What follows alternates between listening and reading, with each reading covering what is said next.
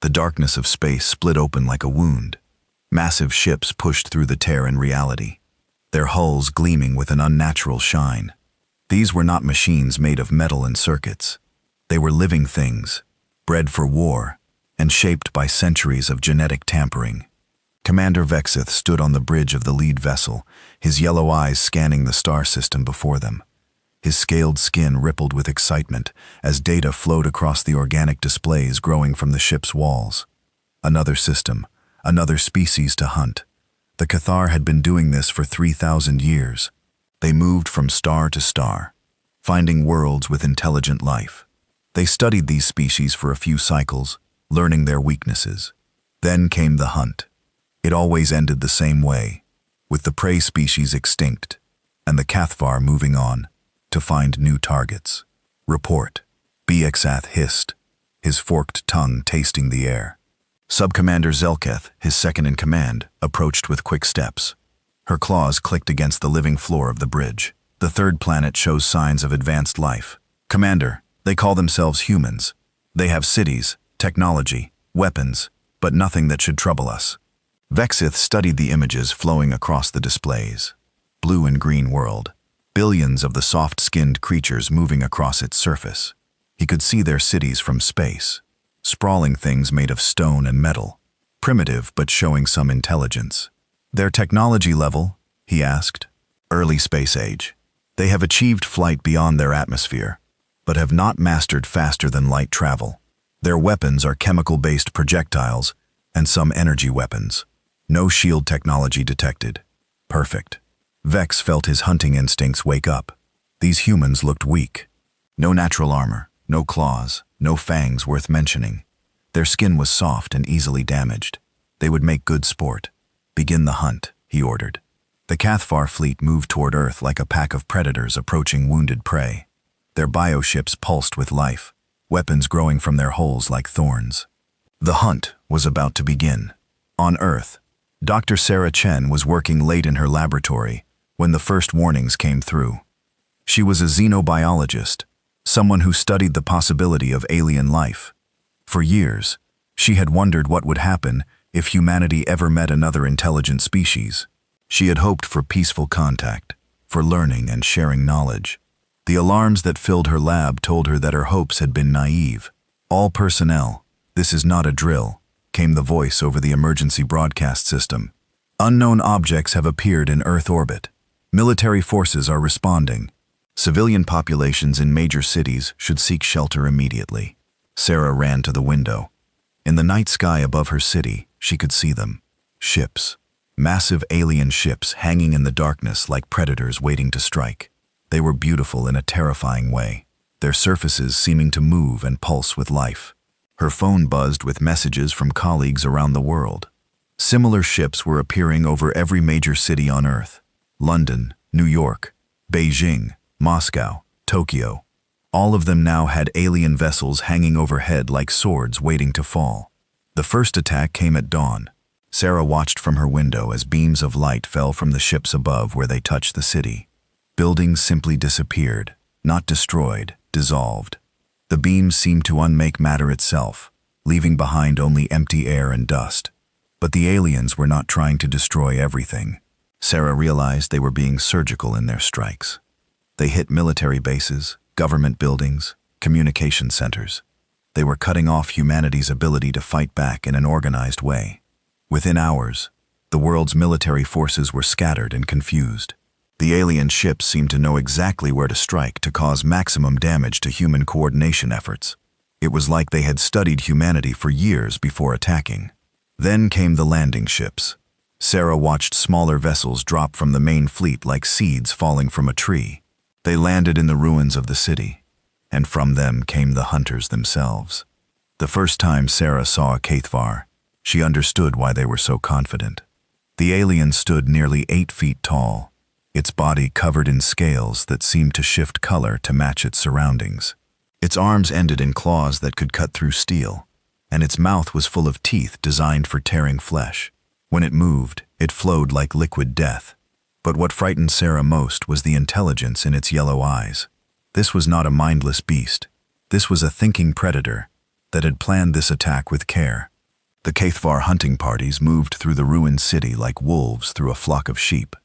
They carried weapons that seemed to be part technology, part living creature. When they fired, the weapons screamed like wounded animals. But something unexpected happened in those first days of the invasion. The humans did not simply run and hide as the HFY expected. Instead, they began to fight back. Captain Marcus Rivera had been leading a squad of Marines when the attacks began. His base had been one of the first targets hit, but Rivera and his men had survived in underground bunkers. As the aliens moved through the city above, Rivera made a decision that would change everything. "We're going hunting," he told his men. Rivera had been a soldier for 15 years. He had fought in wars around the world, and he understood something that the aliens did not. When you corner a dangerous animal, it doesn't just run away. It fights back with everything it has. Rivera's squad was one of hundreds around the world that came to the same conclusion. Instead of hiding from the alien hunters, they began to study them. They watched from hiding places, learning how the HFY moved, how they hunted, what their weaknesses might be. What they discovered gave them hope. The aliens were incredibly dangerous, but they were also predictable. They had been hunting weak prey for so long that they had forgotten how to deal with prey that fought back intelligently. The first human victory came 3 days after the invasion began. Rivera's squad had been tracking a HFY hunting party through the ruins of downtown. The aliens were moving in a pattern, sweeping through buildings, looking for human survivors to capture. Rivera split his squad into 3 groups. While one group made noise to attract the aliens' attention, the other 2 moved into position. When the HFY hunting party followed the sound, they walked into a trap. The humans had rigged several buildings with explosives. As the aliens entered the kill zone, Rivera gave the signal. The explosions brought down 3 buildings at once, burying the hunting party under tons of rubble. When the dust settled, Rivera and his men moved in to check for survivors. They found 2 Cathars still alive, trapped under the debris. The aliens looked up at the humans with something Rivera had never expected to see in the eyes of such dangerous predators: fear. Word of Rivera's success spread quickly through the underground networks that had formed among the human survivors. Other groups began to copy his tactics, using the aliens' own hunting instincts against them. The HFY had expected to find a planet full of easy prey. Instead, they found themselves facing an enemy that learned from every encounter. Every time a hunting party disappeared, the humans seemed to understand their tactics better. Dr. Chen had joined one of the resistance groups forming in her city. Her knowledge of biology made her valuable in understanding how the aliens functioned. She studied video footage of the HFY looking for weaknesses. What she found changed her understanding of what they were facing. These aliens were not just natural predators. They had been changed, modified by technology and genetic engineering to be perfect hunters. Every part of their bodies was designed for killing. But perfect hunters had a weakness. They had become too specialized. They could only think like predators, only see the world through the eyes of creatures that hunted weaker prey. "They don't understand us," Chen explained to the resistance leaders. "They've been hunting species that run and hide when attacked. They don't know how to deal with prey that studies them back, that learns their patterns and uses them against them." This understanding spread through the human resistance like wildfire. Instead of simply trying to survive, the humans began to actively hunt their hunters. Commander Vexith received the first reports of missing hunting parties with confusion. In 3,000 years of conquest, the HFY had never lost entire squads to primitive prey. The humans had no technology that could threaten his warriors. Their weapons were crude, their tactics simple, but the reports kept coming. Hunting parties were disappearing. Others returned with tales of humans who seemed to know exactly where they would be, who set traps that showed an understanding of HFY psychology. Vexith ordered larger hunting parties. If the humans wanted to fight, he would show them the true power of the HFY. He sent 50 warriors to clear out a human stronghold in what had once been called Seattle. None of them came back. The humans had learned to coordinate their attacks. They used the city's underground tunnels to move unseen. They set traps that used the HFY's own senses against them. When the aliens followed their prey into the tunnels, they found themselves in a maze where the humans had every advantage. By the end of the first month, something unprecedented was happening. The HFY were beginning to fear going to the surface of the planet they were supposed to be conquering. Rivera stood in what had once been a subway station, now converted into a command center for the human resistance. Around him, men and women from every nation on Earth worked together with a purpose he had never seen before. They had learned to communicate through quantum encrypted networks that the aliens couldn't track. They shared information about Cathar movements, weaknesses, and tactics. "Status report," Rivera said to his communications officer. "Resistance cells in every major city are reporting successful hunts," came the reply. "The aliens are changing their patterns. They're moving in larger groups, staying closer to their ships. They're acting like prey," Rivera finished. He smiled grimly. "Good. Let them learn what it feels like to be hunted." Dr. Chen looked up from her workstation, where she was studying captured Cathar equipment. "Marcus, I think I figured out something important. These aliens, they're not just hunters. Hunting is their entire culture, their whole reason for existing. They can't conceive of a world where they're not the apex predator. What does that mean for us? It means we're doing more than just fighting back. We're attacking the foundation of everything they believe about themselves. Every time we kill one of their hunting parties, we're proving that they're not as superior as they thought." Rivera nodded. Around the world, humanity was learning the same lesson. The aliens had made a mistake. They had assumed that because humans looked weak, they were weak.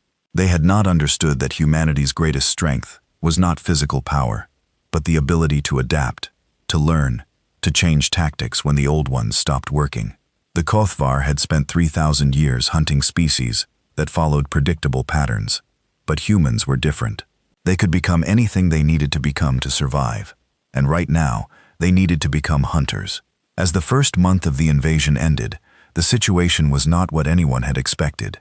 The aliens still controlled Earth's orbit in many of the planet's major cities, but the humans were no longer running and hiding. They were hunting back.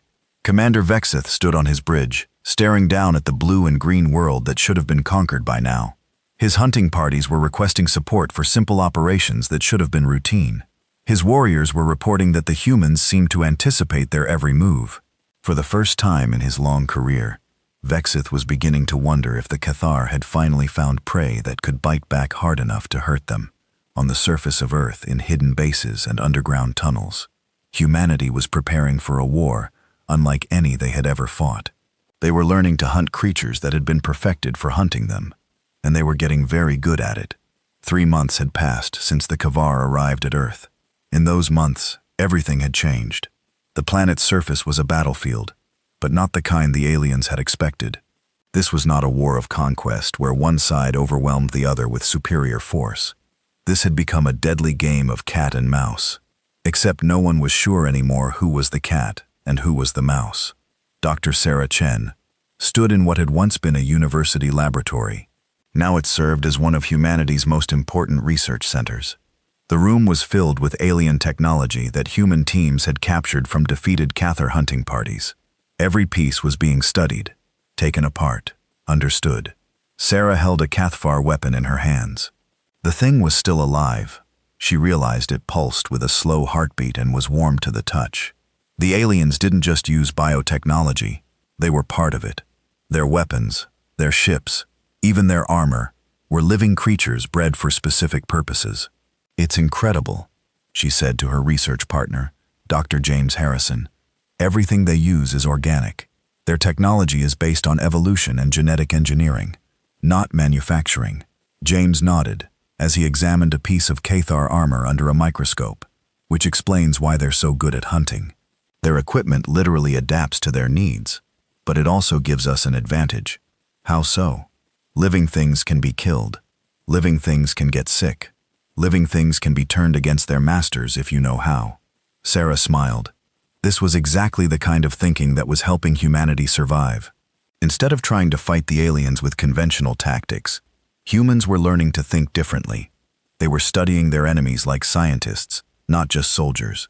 The research center was connected to a vast network of similar facilities around the world.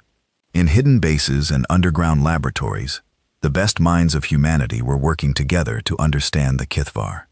Every captured weapon, every piece of alien equipment, every scrap of information was shared instantly with research teams on every continent. Captain Marcus Rivera entered the laboratory carrying a datapad full of new intelligence. His team had just returned from a successful hunt in the ruins of Chicago. They had managed to capture an entire Kevvar hunting squad alive. "What did you learn from the prisoners?" Sarah asked. Rivera's expression was grim. "More than we wanted to know. The Kevvar aren't just random raiders. They're part of something bigger. They've been doing this for thousands of years, moving from star system to star system, hunting intelligent species to extinction." James looked up from his microscope. "How many species have they destroyed?" "According to our prisoners, they've hunted in over 200 star systems. They've completely destroyed at least 50 intelligent species. The others they've kept alive as breeding stock for future hunts." The room fell silent. Sarah felt a chill run down her spine. Humanity wasn't just fighting for Earth. They were fighting to avoid becoming another extinct species in the Cathar's collection of trophies. "There's more," Rivera continued. "The Cathar home fleet is massive. What we're facing here is just a small hunting expedition. If they call for reinforcements, then we need to make sure they don't get the chance," Sarah said firmly. "How long do we have?" "Unknown. But our prisoners keep asking when we're going to surrender. They can't understand why we're still fighting. According to them, most species give up after the first few weeks." Dr. Harrison laughed, but there was no humor in it. "They clearly haven't studied human history. We have a long tradition of refusing to give up when someone tries to wipe us out." This was true, Sarah realized. Throughout human history, whenever a group had been threatened with extinction, they had found ways to fight back. Sometimes they lost, but they never stopped trying. It was what made humans different from the other species the Cathvar had hunted. The difference was becoming clear in the war itself. While the Cathvar followed the same hunting patterns they had used for millennia, humans were adapting their tactics almost daily. Each engagement taught them something new about their enemies. Each captured piece of technology gave them new weapons to use. Rivera pulled up a holographic map showing Cathvar movements around the globe. Red dots marked known alien positions, while blue areas showed human-controlled territory. What Sarah saw surprised her. "We're winning," she said in amazement. "In some areas, yes," Rivera confirmed. "The aliens still control most of the major cities and all of the orbital space. But look at this." He highlighted sections of the map in green. "These are areas where Kalar hunting parties no longer go. They've learned to avoid them because too many of their people have disappeared there." The green areas were spreading. Human resistance fighters had learned to make certain territories so dangerous for the aliens that they simply stayed away. It was psychological warfare on a planetary scale. "The key is that we're not trying to defeat them in open battle," Rivera explained. "We're making them afraid to hunt us. Every time they send out a hunting party, they know there's a chance none of them will come back." This strategy was working because it attacked the Kefar where they were weakest. Their psychology. The aliens were predators, but they were used to hunting prey that behaved predictably. Humans were refusing to be predictable. Sarah remembered the early days of the invasion, when people had hidden in basements and subway tunnels, hoping the aliens would pass them by. That hadn't worked. The Cathar were too good at finding hidden prey. But then someone had gotten the idea to reverse the situation. Instead of hiding from the hunters, humans began hunting them back. The results had been dramatic. "Show me the latest engagement reports," Sarah requested. Rivera activated a series of video feeds from resistance cells around the world. Sarah watched in fascination as humans used tactics that would have been impossible just months earlier. In the ruins of London, a team of former SAS soldiers had learned to move through the underground like ghosts. They tracked Cathvar hunting parties for days, learning their patterns before striking with surgical precision. The aliens never knew what hit them. In Tokyo, a group of engineers had figured out how to hack into the aliens' biotechnology. They could turn Kefar weapons against their owners, or cause alien armor to malfunction at critical moments. In New York, former police officers had organized the survivors into an intelligence network that tracked every alien movement in the city. When a Cathvar hunting party entered an area, they found themselves surrounded by humans who knew exactly where they were and where they were going. But perhaps most impressive was what was happening in the Australian outback. The Aboriginal people there had taught other humans how to become truly invisible in the landscape. They could track aliens across vast distances, strike without warning, and disappear again like they had never been there. "The Cathvar are starting to make mistakes," Rivera observed. They're frustrated, angry. They're not used to prey that fights back this effectively. Sarah nodded. She had been studying psychological profiles of captured HFY warriors. What she found was troubling for the aliens. Their entire culture was built around being apex predators.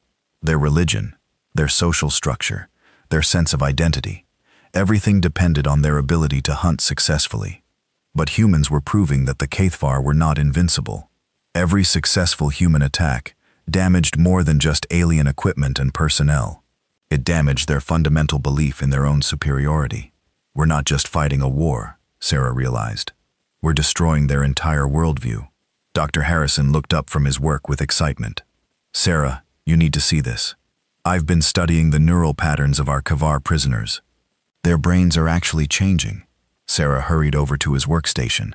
On the screen, she could see brain scans of HFY warriors taken at different times during their captivity. When we first captured them, their neural patterns showed typical predator responses. Confidence, aggression, dominance. But look at the recent scans. The newer brain images showed different patterns. Areas associated with fear and uncertainty were much more active. The confidence regions had shrunk dramatically. They're developing anxiety disorders. Harrison explained. These are apex predators who have never experienced being prey. The psychological stress is literally rewiring their brains. This discovery was immediately shared with resistance cells around the world. If the HFY were becoming psychologically vulnerable, humans could exploit that weakness. Captain Rivera began developing new tactics based on this information. Instead of just killing alien hunting parties, human teams began focusing on psychological warfare. They left messages for the aliens to find, proving that humans were watching them, studying them, planning their deaths. They started taking trophies from defeated HFY warriors and displaying them where other aliens would find them. They began stalking individual hunters for weeks, letting them know they were being followed before finally striking. The effect on HFY morale was devastating. Hunting parties that had once moved with confidence through human cities now jumped at shadows. They traveled in larger groups, stayed closer to their ships, and avoided areas where humans had been active. But humans were learning to use these defensive behaviors against the aliens as well. Larger groups were easier to track. Predictable routes could be trapped. The more cautious the HFY became, the more vulnerable they made themselves to human tactics. 6 months after the invasion began, Commander Vex was receiving reports that would have been unthinkable when he first arrived at Earth. HFY warriors were refusing to go on hunting missions. Some had developed what human psychiatrists would recognize as post-traumatic stress disorder. The hunting expedition that was supposed to have conquered Earth in a matter of weeks had become a nightmare that seemed to have no end. Every day brought new reports of missing hunting parties, failed missions, and warriors who could no longer function as effective predators. Vexith called a meeting of his sub-commanders. When they gathered in the Biohips command chamber, he could see the stress in their scaled faces. These were warriors who had participated in the extinction of dozens of species. Now they looked like beaten animals. "Status report," he demanded. Sub-Commander Zaketh spoke first. "Our hunting efficiency has dropped by 70%, Commander. The humans have divided the planet into zones that they control completely. Our warriors are afraid to enter these areas." "Afraid?" Vexith hissed. "HFY warriors do not know fear. They do now." Another sub-commander replied quietly. "The humans have taught it to them." The room fell silent. For a species that had defined itself by its ability to inspire fear in others, the admission that they were now the ones experiencing fear was almost incomprehensible. "What do the humans want?" Vexith asked. "Have they made any demands for surrender?" "No, Commander," Alketh replied. "They don't seem interested in negotiation. They just keep hunting us." On the surface of Earth, in hidden command centers around the globe, human leaders were planning the next phase of their war. They had learned to fight defensively, to make their planet too dangerous for the aliens to hunt in safely. Now they were ready to take the offensive. Dr. Chen had made a breakthrough in understanding HFY biotechnology. Working with captured alien equipment, she had figured out how to interface human computer systems with alien biotechnology. This meant humans could potentially control HFY weapons and equipment. "If we can hack their systems," she explained to Rivera, "we can turn their own technology against them. Their ships, their weapons. Everything they use is connected through biological networks. We can poison those networks. Rivera smiled grimly, like giving them a computer virus. But literally. Exactly. But better than that, we can learn to use their own equipment. We can start fighting them with weapons as advanced as theirs. This was the breakthrough humanity needed to move from defense to offense. If they could master Cathar technology, they could begin striking at the alien ships in orbit. They could take the fight beyond Earth's surface. Around the world, human engineers and scientists began working to understand and replicate alien biotechnology. It was dangerous work. The living machines sometimes tried to fight back or infect their users, but humans were learning to master these risks. The first successful test came when a team in Brazil managed to get a captured Cavar fighter craft operational. The small bioship responded to human commands and could even be modified with human technology. It was primitive compared to the aliens' larger vessels, but it proved that humans could learn to use their enemies' tools. Within weeks, human teams were operating captured alien equipment all over the planet. They used Cathar sensors to track alien movements. They turned alien weapons against their former owners. Most importantly, they began to understand how the aliens' orbital fleet functioned. The Cavar had made a critical error in their understanding of humanity. They had assumed that because humans were physically weaker and technologically less advanced, they were inferior in all ways. But humans had advantages the aliens had never encountered before. Humans could adapt. They could learn. They could change their thinking when old approaches stopped working. And perhaps most importantly, humans could cooperate on a scale that the individualistic Cathar couldn't understand. Where the aliens saw a planet full of scattered primitive creatures, humans had built a unified resistance that spanned every continent. Information flowed instantly between resistance cells on opposite sides of the world. Tactical innovations developed in one city were being used by fighters everywhere within hours. The Cathar had conquered dozens of species by exploiting their inability to coordinate effective resistance. But humanity was proving to be different. The more pressure the aliens applied, the more unified human resistance became. By the end of the first year of invasion, the situation had completely reversed from what anyone had expected. The Cavar still controlled orbital space and many major cities, but they were no longer hunters. They had become the hunted. Human teams were actively stalking individual Cathar warriors across the planet. They had learned to use the aliens' own senses and instincts against them. They had mastered alien technology well enough to turn it into weapons against its creators. Most importantly, they had proven that the Cathar were not invincible. The galaxy's most feared predators could be beaten by prey that refused to stay prey. The hunt was far from over. But for the first time since the aliens arrived, it was not clear who was going to win. And that uncertainty was killing the Cathar faster than any human weapon ever could. 1 year after the invasion began, Earth had become something that had never existed in 3,000 years of Cathar conquest. It was a hunting ground where the prey had become more dangerous than the predators. Commander Vexith stood in his private chambers aboard the flagship, staring at reports that made no sense according to everything he knew about warfare and hunting. His forces were losing ground every day, not to superior technology or overwhelming numbers, but to something far more disturbing. The humans had learned to think like Cathar, but worse than that, they had learned to think better than Cathar. The latest intelligence report lay on his bioesk, its living surface pulsing with bioluminescent text. Hunting Party 77 had been assigned to clear out a human stronghold in what had once been called Paris. The mission should have been routine. 30 Cathar warriors against maybe 100 humans hiding in underground tunnels. The entire hunting party had vanished without sending a single distress signal. When a recovery team finally found the site 3 days later, they discovered something that chilled Vex to his core. The humans hadn't just killed the hunting party. They had displayed the bodies in a pattern that showed they understood Cathar military protocols better than some of his own officers. The arrangement was a message written in the language of predator dominance. It said clearly and unmistakably, "We know who you are. We know how you think. We are better hunters than you." Vexith had seen many species fight back when the Cathar came for them.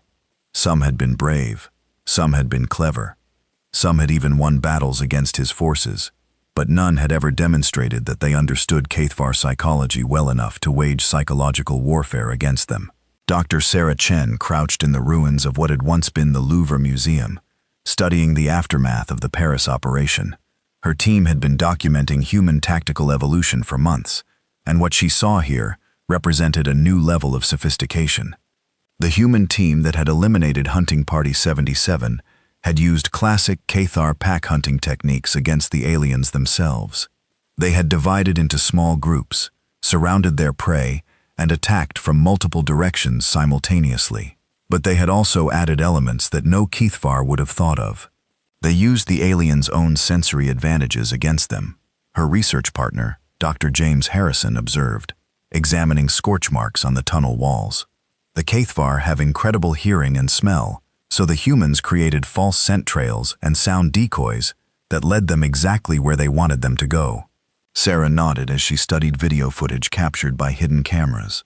The human team had moved through the tunnels like ghosts, coordinating their attack through quantum-encrypted communications that the aliens couldn't detect or intercept. They had turned the underground into a three-dimensional maze, where every route led to a kill zone. "But look at this," she said, pointing to the final arrangement of alien bodies. "This isn't just tactical superiority. This is art." The humans had arranged the defeated HFY according to their species' own rituals of dominance. It was a message that could only be understood by someone who had studied HFY culture deeply. The humans were telling their enemies that they not only could defeat them, but that they understood them completely. This level of psychological warfare was spreading throughout the global resistance. Human teams were no longer content to simply kill alien hunters. They were working to break the HFY psychologically, to destroy their confidence and their sense of identity as apex predators. Captain Marcus Rivera commanded one of the most successful hunting teams on the planet. His group, operating out of the ruins of New York, had eliminated over 200 HFY warriors in the past 6 months. But more importantly, they had pioneered techniques that were being copied by resistance cells worldwide. Rivera's specialty was what he called predator stalking. His team would identify individual HFY warriors and follow them for weeks, learning their habits, their routes, their personal weaknesses. They would leave subtle signs that they were being watched. A scratch on a wall here, a moved object there. Just enough to let the alien know it was being hunted. The psychological effect was devastating. HFY warriors who had once moved through human cities with confident aggression began to show signs of paranoia and fear. They would jump at shadows, waste ammunition, shooting at noises, and make tactical errors that human teams were ready to exploit. "The key is patience," Rivera explained to new recruits in the underground training facility. "The HFY are used to quick hunts against prey that panics. They don't know how to handle being stalked over long periods by patient predators." He activated a holographic display showing the psychological profile of a typical HFY warrior. Their entire identity is built around being dominant predators. When that identity is threatened, they don't have psychological tools to cope with it. They become confused, angry, and most importantly, sloppy. One of the recruits, a former Marine named Johnson, raised her hand. "What about their reinforcements? Our intel suggests they've sent messages back to their home fleet." Ria's expression darkened. "That's why we need to work faster. We need to break them completely before help arrives. If we can destroy their morale thoroughly enough, even reinforcements won't be able to save this invasion." This was the race that humanity was running. They had maybe a year, possibly 2, before massive HFY reinforcements arrived. In that time, they needed to prove that Earth was not worth conquering, that humans were too dangerous to hunt. Dr. Chen had been working on biological warfare, tailored specifically for the HFY. Their biotechnology was both a strength and a weakness, because everything they used was alive. It could be infected, poisoned, or turned against them. "I've developed 3 different biological agents," she reported to the global resistance leadership during a secure video conference. "The first attacks their bioships directly, causing system failures and making them uninhabitable. The second interferes with their personal bioarmor, making it unreliable in combat. The third is the most dangerous. It's a modified virus that affects their nervous systems." The resistance leaders listened carefully as Chen explained her work. They were all exhausted men and women who had been fighting an impossible war for over a year. But for the first time since the invasion began, they were starting to believe they might actually win. "What are the risks?" asked General Morrison, the former head of the European Defense Forces. "High," Chen admitted. "The biological agents are designed to be species-specific, but we're dealing with alien biology. There's a chance they could mutate and affect other life forms on Earth. Using them would be a desperate measure." "How desperate are we?" asked another leader. Rivera answered from his position in New York. "Desperate enough. Our intelligence suggests that the Cathar home fleet is massive. If they send everything they have, we won't be able to resist conventionally." The decision was made to prepare the biological weapons, but hold them in reserve. Humanity would continue to fight with conventional tactics and psychological warfare as long as possible. The bow weapons would be a last resort if conventional resistance failed. But even as the leaders made this decision, the conventional resistance was achieving successes that no one had thought possible when the invasion began. Human teams had learned to capture and operate Cathar spacecraft. Small groups of pilots, many of them former military aviators, were flying alien biohips in combat against their former owners. The ships were difficult to control. They responded to biological commands that human nervous systems had to learn to generate. But the results were spectacular. For the first time since the invasion began, humans were winning battles in space above Earth's atmosphere. Commander Vexith watched in disbelief as human-piloted Cathar fighters attacked one of his scout ships. The humans flew with a reckless creativity that his own pilots couldn't match. They used maneuvers that were tactically unsound according to Cathar doctrine, but which worked precisely because they were unexpected. "How are they controlling our biohips?" he demanded of his science officer. "Unknown, Commander. The humans appear to have learned to interface directly with our biotechnology. They are using our own vessels against us." This was the nightmare scenario that Vexith had feared since the first reports of human resistance. If the prey could use predator tools, the natural order of the hunt was completely destroyed. Worse, the humans were modifying captured Cathar technology with their own innovations. They had created hybrid biomechanical systems that combined alien biotechnology with human engineering. The results were often superior to pure Cathar systems. Subcommander Zalketh entered the command chamber with the latest casualty reports. Her scaled face showed the strain of months of unexpected warfare. "Commander, we've lost another 12 hunting parties this week. Morale among the warriors is problematic." "Explain," Vexith hissed. "Many are refusing hunting assignments. They claim the humans have made the planet's surface too dangerous for normal operations. Some are requesting transfers off-world." This was unprecedented in Cathar military history. Warriors who had participated in the conquest of dozens of worlds were now afraid to fight against primitive humans. The psychological damage was spreading through his forces like a plague. "What about the human resistance? Are they showing any signs of weakening?" Zalketh's silence was answer enough. If anything, human resistance was getting stronger and more sophisticated every day. They had learned to coordinate operations across the entire planet, sharing intelligence and tactics in real time. They had mastered Cathar technology and psychology. Most disturbing of all, they seemed to enjoy hunting their former hunters. "Commander," Zalketh said quietly, "some of the warriors are saying that we should withdraw from this system." The suggestion was blasphemous. In 3,000 years of expansion, the Cathar had never retreated from a hunting ground. They conquered or they died trying. The idea of withdrawal was against everything their species believed about itself.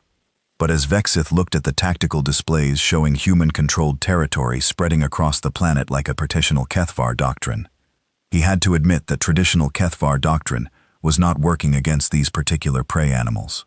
On Earth's surface, human resistance had evolved far beyond anything the original planners had imagined. What had started as scattered groups of survivors hiding from alien hunters had become a planet-wide military force that was actively hunting the aliens. The transformation was most visible in the urban battlegrounds. Cities that had been devastated by the initial Cathar attacks had been rebuilt as elaborate hunting grounds, designed to trap and kill alien hunting parties. Every building, every street, every sewer tunnel had been modified to give humans tactical advantages. In London, the resistance had turned the underground system into a three-dimensional battlefield where humans could move unseen, while alien movements were tracked and predicted. HFY hunting parties that entered the city often found themselves surrounded and outnumbered before they realized they were in danger. In Tokyo, human engineers had combined alien biotechnology with advanced robotics to create autonomous hunter-killer systems that could track and eliminate HFY warriors without human oversight. The aliens were being hunted by their own technology turned against them. In New York, Rivera's team had established what they called hunting schools, where experienced human predators taught newcomers how to track, stalk, and kill HFY warriors. The curriculum included alien psychology, biotechnology operation, and advanced combat tactics. But perhaps the most important development was psychological. Humans were no longer afraid of the HFY. A year of successful resistance had proven that the aliens could be beaten. More than that, it had proven that humans could become better hunters than their would-be conquerors. Dr. Chen had completed her analysis of captured HFY psychological profiles. What she found confirmed what field operatives had been reporting for months. The HFY are breaking down psychologically, she reported to the global leadership. Their entire culture is based on being apex predators. When that fundamental assumption is challenged, they don't have coping mechanisms. She displayed brain scans of captured HFY warriors, showing the progression of psychological deterioration over time in human captivity. They're developing what we would recognize as severe depression and anxiety disorders. Their sense of identity is completely dependent on their ability to dominate other species. When humans prove that they can be dominated instead, it destroys their psychological foundation. This information had strategic implications. If the HFY could be broken psychologically, they might withdraw from Earth voluntarily, rather than face the humiliation of defeat by inferior prey. Human resistance leaders began planning operations specifically designed to maximize psychological damage to the alien forces. They would demonstrate not just that humans could fight back, but that humans were better predators than the HFY themselves. The message they wanted to send was clear. Earth was not a hunting ground for alien predators. It was a trap where predators came to die. As the first year of resistance ended and the second began, the situation had become completely reversed from what anyone had expected when the aliens first arrived. The HFY were no longer hunting humans. Humans were hunting HFY, and they were getting very good at it. Commander Vexith stood on his bridge, looking down at the blue and green world that should have been conquered long ago. Somewhere in the cities below, his warriors were hiding from human hunters. Somewhere in the tunnels and ruins, humans were planning their next attack against his forces. For the first time in his career, Vexith was beginning to understand what it felt like to be prey, and he did not like the feeling at all. 2 years had passed since the HFY invasion began, and Earth had become something unprecedented in the galaxy. It was a planet where the most feared predators in known space were afraid to leave their ships. Commander Vex had not set foot on the planet's surface in 8 months. Neither had any of his senior officers. The surface of Earth had become what military strategists called a total denial zone, heart territory so dangerous to the enemy that it could not be occupied or even safely scouted. The humans had achieved this through a combination of superior tactics, psychological warfare, and something the HFY had never encountered before: genuine creativity in the art of hunting. Dr. Sarah Chen stood in what had once been the Pentagon, now converted into humanity's central command for xenobiology research. Around her, teams of scientists worked with captured alien technology that they had not only learned to operate, but to improve upon. "Status report," she called to her lead researcher, Dr. James Harrison. "We've successfully reverse-engineered 90% of their biotechnology," Harrison replied, not looking up from the living computer interface he was working with. "More importantly, we've learned to modify it. Our hybrid systems are consistently outperforming pure HFY technology." This was the breakthrough that had changed everything. Human engineers and scientists had discovered that alien biotechnology could be enhanced with human innovations. The resulting hybrid systems were more capable than anything either species had created alone. Human-modified HFY weapons were more accurate and had longer range. Human-adapted alien sensors could detect HFY movements from greater distances. Most importantly, Human-controlled bioships were faster and more maneuverable than their original versions. But the real advantage was strategic. The HFY designed their technology for hunting weaker prey. Humans were modifying that same technology for hunting the HFY themselves. Captain Marcus Rivera walked through the corridors of what had once been New York City Hall, now serving as the command center for North American hunting operations. The building hummed with activity as teams planned operations that would have been impossible 2 years earlier. "Sir," called Lieutenant Johnson, one of his most experienced hunters, "we have confirmation on the orbital patrol schedules. The HFY are following predictable patterns now." Rivera smiled grimly. This was exactly what he had been waiting for. The aliens had become so defensive that they were prioritizing safety over tactical effectiveness. Their orbital patrols followed regular schedules that could be predicted and exploited. "Prepare Hunter Team Alpha," he ordered. "We're going to space." This would be the first human-initiated attack on Cathar orbital positions. For 2 years, humans had been limited to defensive operations on the planet's surface. Now, they were ready to take the fight to the enemy's strongholds in space. The plan was ambitious beyond anything humans had attempted before. Using captured and modified Cathar bioships, a team of human pilots would infiltrate the alien orbital fleet and capture one of their major vessels. If successful, it would prove that humans could threaten the Cathavar anywhere in the solar system. The bioship that would carry them into space was a hybrid creation that demonstrated how far human technology had advanced. The basic structure was a captured Cathar scout vessel, but it had been extensively modified with human innovations. Human engineers had replaced the alien's simple bioneural interface with a sophisticated quantum computer system that could process information faster than the original biological systems. They had enhanced the ship's bio-armor with human-developed materials that were lighter and stronger than the alien originals. Most importantly, they had modified the ship's stealth capabilities. The Cathvar bioships were naturally difficult to detect, but human modifications had made this particular vessel virtually invisible to alien sensors. Dr. Chen had provided the final piece of the puzzle, a biological weapon specifically designed to incapacitate Keth crew members without killing them. The humans wanted prisoners, not corpses. They needed intelligence about the alien home fleet and their plans for Earth. As Rivera's team prepared for launch, similar operations were being planned around the globe.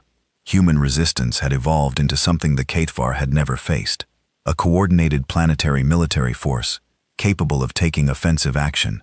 In orbit above Earth, Subcommander Zedach reviewed the latest intelligence reports with growing despair. Her scouts were reporting human activities that made no sense.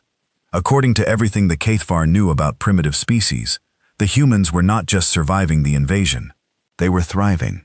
Their population was actually growing in some areas, as they consolidated into fortified cities that the Cathar could not safely approach. Their technology was advancing rapidly as they mastered and improved upon captured alien equipment. Most disturbing of all, they were showing signs of preparing for offensive operations beyond their planet's surface. "Commander," she called to Vex over the biohip's communication system, "I'm reading unusual energy signatures from the planet's surface. The humans appear to be activating some kind of launch system." Vexith's response was immediate and concerned. "Elaborate. Multiple locations are showing power buildups consistent with spacecraft launch preparations. Sir, I think they're planning to come after us." The idea was so alien to Kethvar, thinking that it took Vexith several moments to process it. In 3,000 years of conquest, they had never faced prey that attempted to carry the fight beyond their home planet.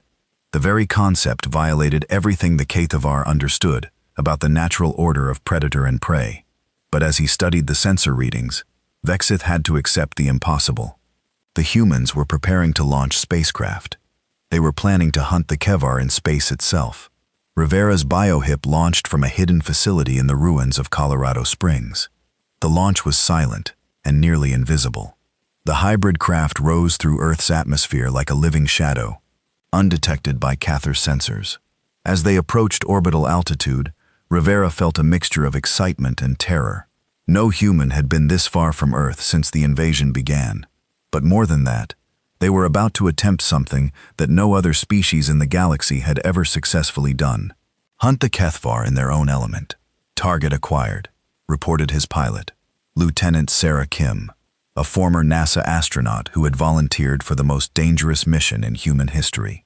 HFY, patrol vessel, bearing 27 Mark V, single ship isolated from the main fleet. Perfect. They had chosen their target carefully, a scout ship operating alone far enough from the main fleet that its disappearance might not be immediately noticed. Remember, Rivera told his team, we need prisoners and intelligence. Dr. Chen's bioweapon should incapacitate the crew without permanent damage. Our job is to capture the ship and bring it back to Earth. The attack was swift and precise. The hybrid bioship approached the HFY scout from its sensor blind spot, using stealth modifications that made it invisible until it was too late for the aliens to react. Dr. Chen's biological weapon worked exactly as designed. Released into the target ship's atmosphere, it quickly incapacitated the HFY crew without triggering their ship's self-destruct systems. Within an hour, Rivera's team had captured their first HFY spacecraft in orbit. More importantly, they had proven that humans could successfully hunt the aliens anywhere in the solar system. The captured scout ship provided intelligence that changed everything. The ship's bioinput contained detailed information about the HFY home fleet, including the disturbing news that massive reinforcements were already en route to Earth. But the intelligence also revealed something else. The HFY were losing ships throughout their empire. The reports from Earth had spread through their military hierarchy, and other species they had been hunting were beginning to fight back using human tactics. Dr. Harrison studied the captured data with growing excitement. Sarah, look at this. The HFY aren't just having problems here. Reports from other systems show increasing resistance among species they've been hunting for years. Chen reviewed the intelligence with amazement. They're copying our methods. Other species are learning from what we've done here and applying it to their own situations. This was an unexpected development that could change the balance of power throughout the galaxy. If the HFY Empire was facing resistance on multiple fronts, it would limit their ability to concentrate forces against Earth. But it also meant that humanity had become something more than just another species fighting for survival. They had become the catalyst for a galaxy-wide rebellion against the HFY. The success of Rivera's orbital mission led to a rapid expansion of human space operations. Within weeks, human-piloted hybrid spacecraft were conducting regular raids against HFY orbital positions. The aliens found themselves under attack in the one place they had considered safe. Commander Vexith was forced to withdraw his fleet to a higher orbit and implement defensive formations that severely limited their operational effectiveness. For the first time in HFY military history, they were conducting purely defensive operations against primitive prey. The psychological impact on his forces was catastrophic. HFY warriors who had conquered dozens of worlds were now afraid to approach a single planet. Morale had collapsed to the point where some crews were requesting transfers to other hunting expeditions rather than continue fighting humans. Commander, Zalkith reported during their daily briefing, I've received confirmation that the home fleet has dispatched reinforcements. A full conquest armada is en route to our position. Vexith felt a mixture of relief and shame. Relief that he would finally have the forces necessary to crush human resistance. Shame that he had been the first HFY commander in history to require such massive reinforcements to subdue a single species. Estimated arrival time, 6 months. Commander, the armada includes over 200 bioships and 50,000 warriors, more than enough to sterilize the entire planet if necessary. The news of incoming reinforcements spread quickly through human intelligence networks. Dr. Chen and her research teams analyzed the captured data to understand exactly what humanity would be facing. The numbers were overwhelming. The reinforcement fleet was larger than the entire combined military forces that Earth had possessed before the invasion. Even with all their technological advances and tactical innovations, humanity could not hope to defeat such a massive force in conventional battle. But Captain Rivera had a different idea. We don't fight them, he explained to the global resistance leadership during an emergency conference. We make them not want to fight us. Rivera's plan was audacious and terrifying in its implications. Instead of waiting for the reinforcements to arrive, humanity would take the fight to the HFY home system. They would use captured and modified biohips to strike at the heart of the alien empire. It's a suicide mission, protested General Morrison. No, Rivera replied. It's a message. We show them that nowhere in the galaxy is safe from us. We prove that hunting humans means becoming hunted ourselves, no matter where they go. Dr. Chen had been working on modifications that would make such a mission possible. Using captured Cathvar navigation data, human engineers had figured out how to modify biohips for faster-than-light travel. The resulting hybrid vessels could reach the Cathvar home system within weeks. The bioweapons I've developed can be deployed on a massive scale, she explained. We don't need to destroy their entire civilization. We just need to make them understand that continuing to hunt humans will result in the collapse of their empire. The plan that emerged was unprecedented in its scope and daring. A fleet of human-modified bioships would travel to the Cathvar home system and demonstrate that humanity could strike at the heart of their empire.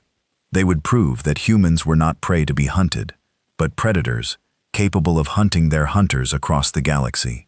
As preparations began for the most dangerous mission in human history, word of the plan spread through the resistance networks. Volunteers came forward from every nation on Earth. They were willing to travel across the galaxy to ensure that their species would never again be hunted by alien predators.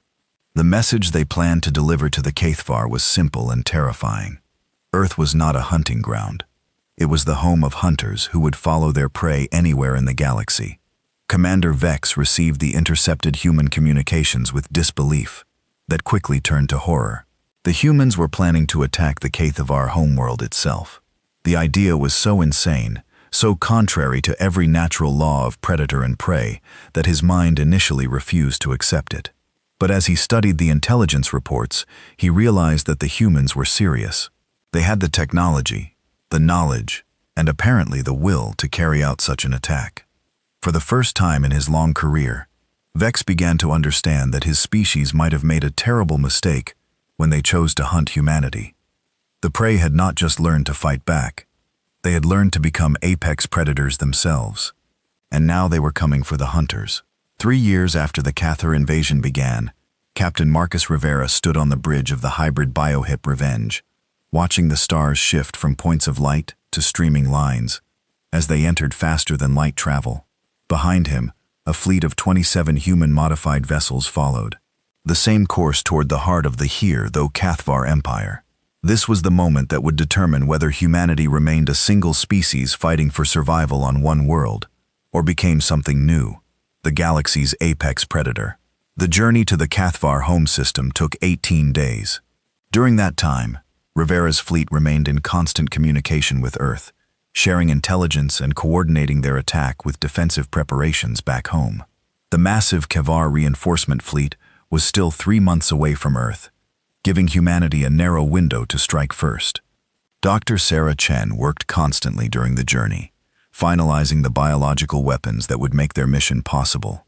She had created something unprecedented, a virus specifically designed to attack Cathar biotechnology. It would spread through their living ships and weapons, making them unreliable and eventually unusable. The beauty of it, she explained to Rivera, is that it doesn't kill them outright. It just makes it impossible for them to function as a military force. Their ships will fail. Their weapons will malfunction. Their armor will stop working. They'll be helpless. But the virus was only part of the plan. The real goal was psychological. Humanity wanted to prove to the Cathar that their empire was vulnerable, that their homeworlds could be reached and attacked by the very prey they had been hunting. The Cathvar home system contained 12 planets, 3 of which supported the vast biocities where their species had evolved. These worlds had never been attacked by another species. For 3,000 years, they had been the untouchable heart of a galactic empire built on hunting and conquest. When Ria's fleet emerged from faster-than-light travel at the edge of the system, they found themselves facing defensive forces that had been designed to repel invasion fleets, not small groups of modified biohips that registered as friendly vessels on Cathvar sensors. "We're invisible to them," reported Lieutenant Kim from the pilot station. "Their own sensors think we're part of their fleet." This was exactly what human intelligence had predicted. The Cathvar had never faced an enemy that could use their own technology against them. Their defensive systems were not designed to detect modified bioships piloted by former prey species. The attack began simultaneously on all 3 homeworlds. Human biohips, indistinguishable from Cathvar vessels to enemy sensors, penetrated the orbital defenses, and began deploying Dr. Chen's biological weapons into the atmosphere. The virus spread quickly through the living infrastructure of the HFY cities. Biobuildings began to malfunction. Transportation systems failed. Communication networks collapsed. Within hours, the technological foundation of HFY civilization was crumbling. But Rivera's mission went beyond biological warfare. He wanted to deliver a message that would end the HFY threat to Earth forever. On the primary homeworld, Rivera's team captured the Grand Hunting Hall, the ceremonial center where the HFY had displayed trophies from 3,000 years of conquest. The hall contained artifacts from hundreds of extinct species, each one representing a successful hunt that had ended with the complete destruction of an intelligent civilization. Standing in the center of the hall, surrounded by the remains of countless extinct species, Rivera activated a transmission that would be broadcast throughout the HFY Empire. "My name is Marcus Rivera," he began, "and I represent the human species of Earth. You came to our world believing we were prey to be hunted. You were wrong." The transmission showed images of the chaos spreading through the HFY homeworlds as their biotechnology failed. It displayed the human fleet operating freely in the heart of their supposedly invulnerable empire. For 3,000 years, you have hunted intelligent species to extinction. You believed you were apex predators, that no prey could threaten you. Today, we prove that you were wrong about that too. Rivera gestured to the trophies surrounding him. Every species represented in this hall was destroyed because they could not adapt quickly enough to survive your hunts. But humans are different. We don't just adapt to survive, we adapt to win. The transmission continued with footage from Earth showing human resistance operations, Kiefer warriors fleeing from human hunting teams, alien biohips being piloted by human crews, the systematic reversal of the invasion that had turned the predators into prey. "We have learned to hunt you on your own world, using your own weapons and your own ships. We have proven that there is nowhere in the galaxy you can go where we cannot follow, nowhere you can hide where we cannot find you." Rivera paused, letting the implications sink in before delivering his ultimatum. "You have two choices. You can withdraw from Earth immediately and never return, or you can face the complete destruction of your empire. We have shown you that we can reach your home worlds. We have shown you that we can your technology.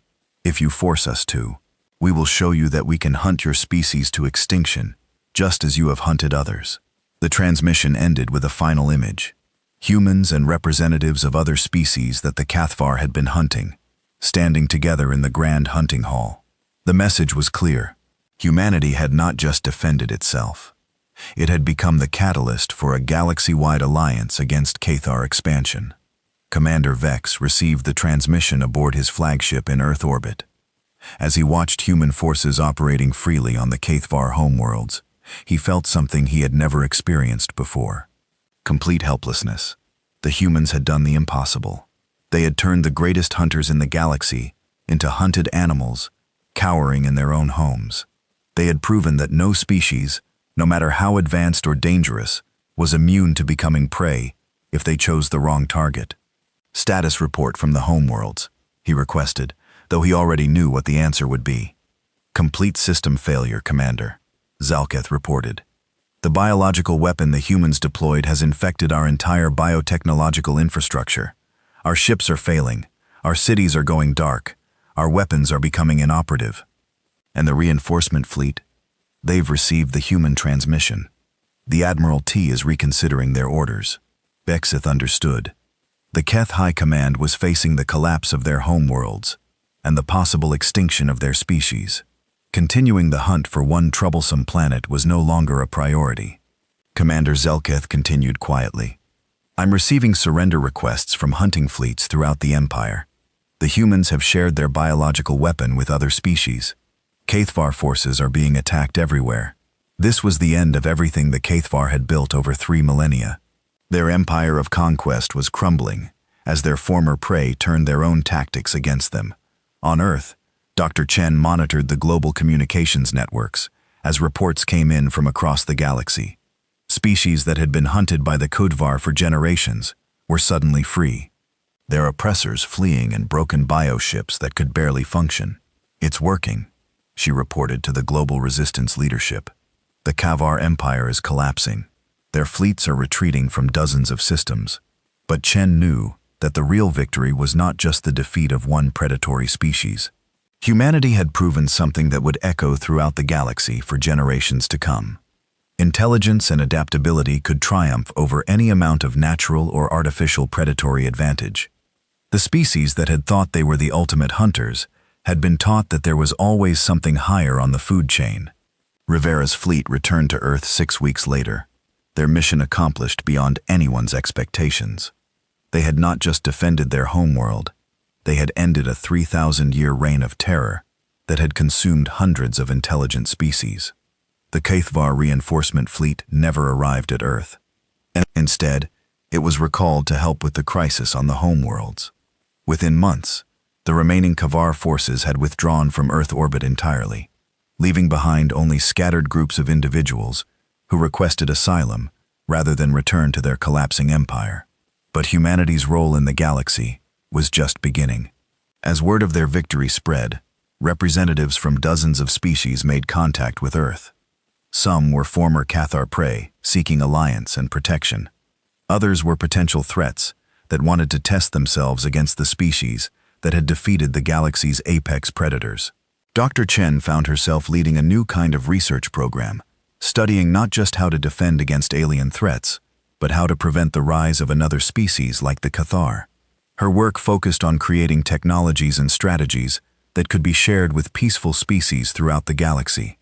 The goal, she explained to the newly formed Galactic Defense Council, is to make sure that no species ever again faces what we faced when the HFY arrived. We want to create a galaxy where intelligence and cooperation triumph over predation and conquest. Captain Rivera, now promoted to Admiral, commanded Earth's first interstellar defense fleet. His ships patrolled the galaxy not as conquerors, but as protectors, ensuring that species like the HFY could never again rise to threaten peaceful civilizations. The irony was not lost on him. Humanity had become the galaxy's apex predator. By refusing to think like predators, they had won by protecting others rather than hunting them, by cooperating rather than conquering.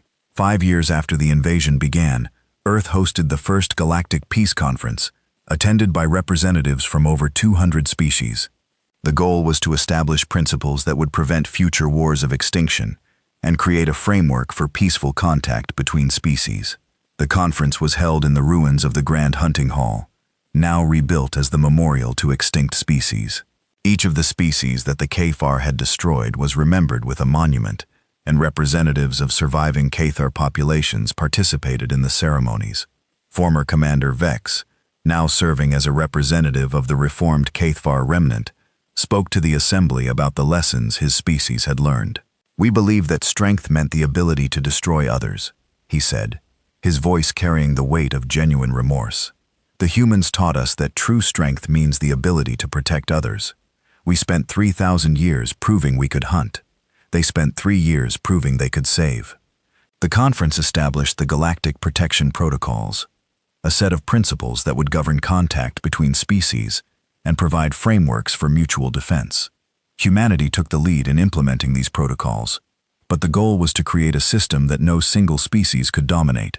Dr. Chen, now serving as Earth's chief xenobiologist, presented the final report of the conference to the assembled delegates. "The HFY invasion taught us that the galaxy can be a dangerous place," she said, "but it also taught us that intelligence, cooperation, and the refusal to give up can overcome any threat. We humans were prey for exactly 3 years.